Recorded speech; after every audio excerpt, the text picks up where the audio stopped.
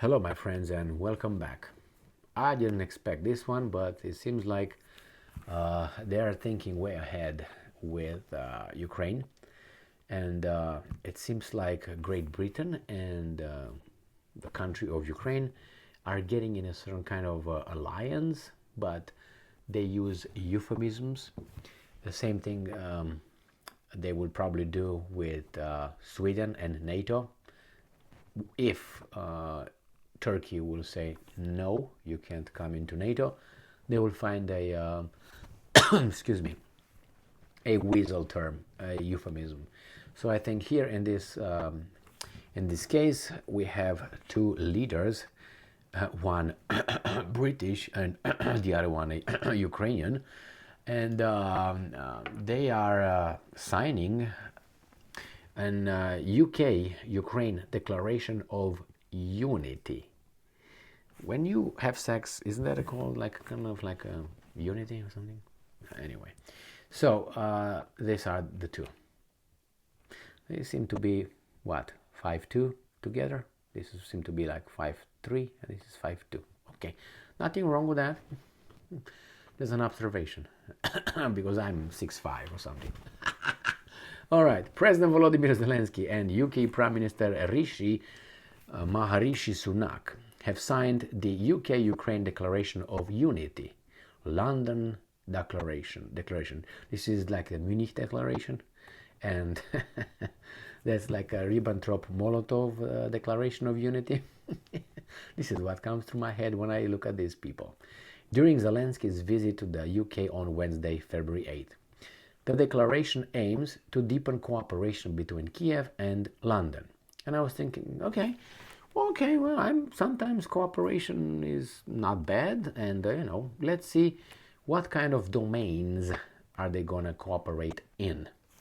So the details. The declaration states that the UK's military, oh la la, humanitarian and economic support to Ukraine since the invasion has reached nearly £4 billion. Let me do this first.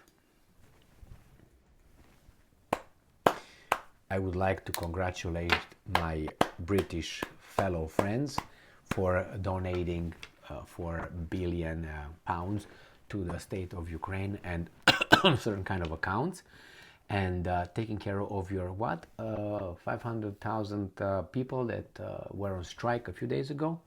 Yeah, I wonder why were the teachers on strike again, and the train conductors and the cab drivers, and then before that the nurses and the ambulance drivers. Why were they on strike? Oh, because of wages. Oh, yeah. And I remember that the unions discussed with Rishi Maharishi's department, and they said what? That they don't have money. Someone says suckers. Okay, well, I thought it was just in my imagination. So let's go back to this, guys. Yeah. All right. Well, I'm glad. And reached nearly 4 billion. And now the UK, which is you, they're gonna do this to you, my friends. Listen what it's gonna say in the next paragraph. And so has reached nearly 4 billion pounds. The UK is, and I'm quoting, proud to be the largest supplier of military aid to Ukraine after the United States, with support of 2.3 billion in 2022. Yeah, you don't have much money for your own citizens, British citizens, but Sunak, what do you want? British citizen, right? Yeah, okay. So he doesn't seem to care too much about you, but hey, you know why he cares about you?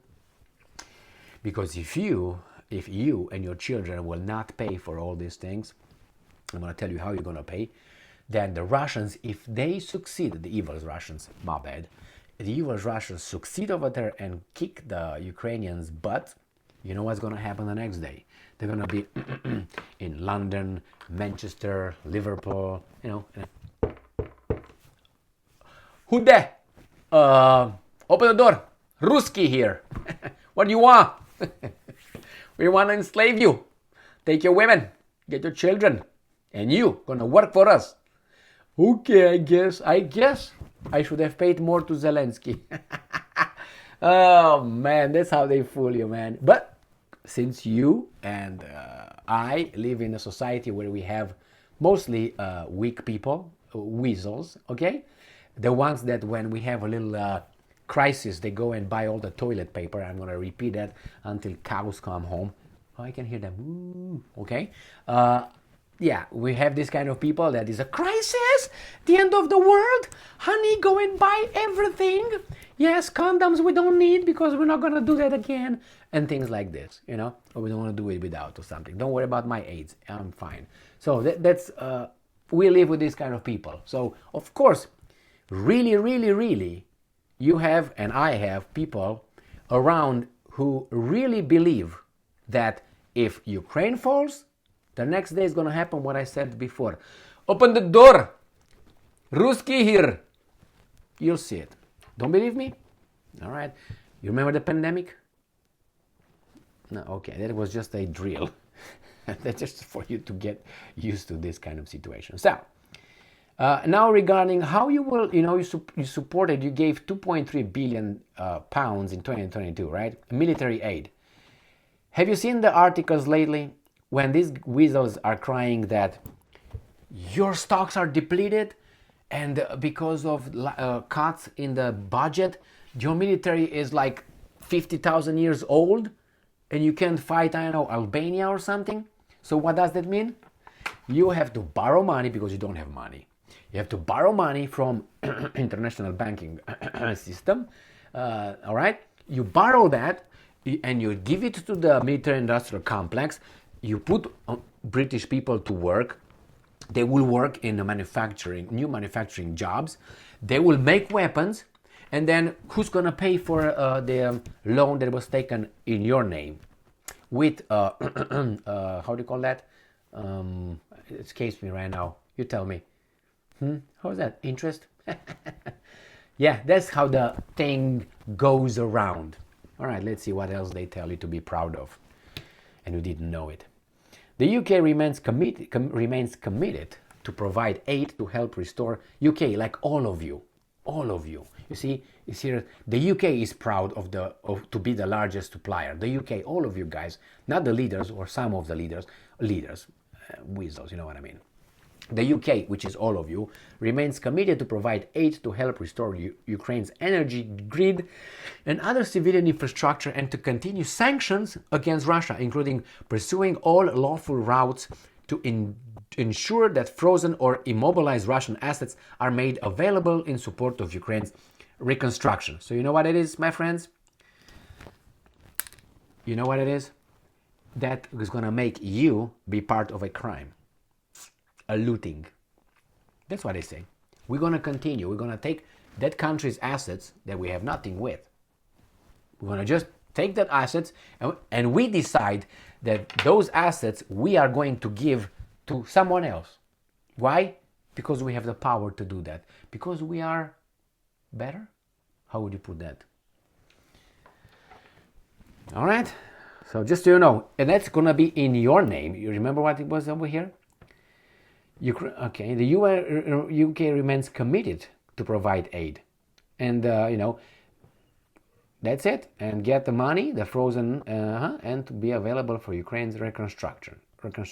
Okay, the UK stressed that it is working with Ukraine to help develop the country's long-term force structure and capabilities, and will work with NATO allies ahead of the Vilnius summit to deepen Ukraine interoperability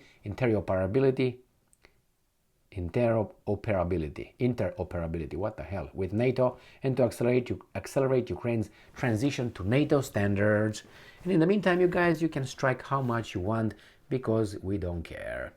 The UK stressed that it welcomes President Zelensky's peace formula and his Formula One, and is prepared to help Ukraine implement its principles. It was also announced that UK will co-host the Ukraine Recovery Conference in London on 21 to 22, blah, blah, blah. We are confident that together with our allies and partners, we will defeat Russia's illegal and unprovoked invasion and build a stronger Ukraine where peace and prosperity will prevail. prevail. The London Declaration concludes. Look in my shitty eyes. You and I will meet again, all right? And I'm pretty sure we're going to be alive at least in 10 years from now. At least I plan. I plan about 18. All right? So at least 18, you might see me again. We're going to meet again. And if Ukraine will win the war, if Ukraine will have prosperity in 18 years, yeah, okay? So all this BS that is sold right now, it's so BS, you'll see. Prosperity. Okay, well, I hope so. I hope so. But the way I see who's in charge and how the things goes around, I don't think so. I don't think so. I hope so. But hey, maybe some money will trickle down to the Ukrainian population. You'll see. You'll see. Thank you very much for being with me again today. Stay strong, stay smart, look for the truth, and be proud, be just.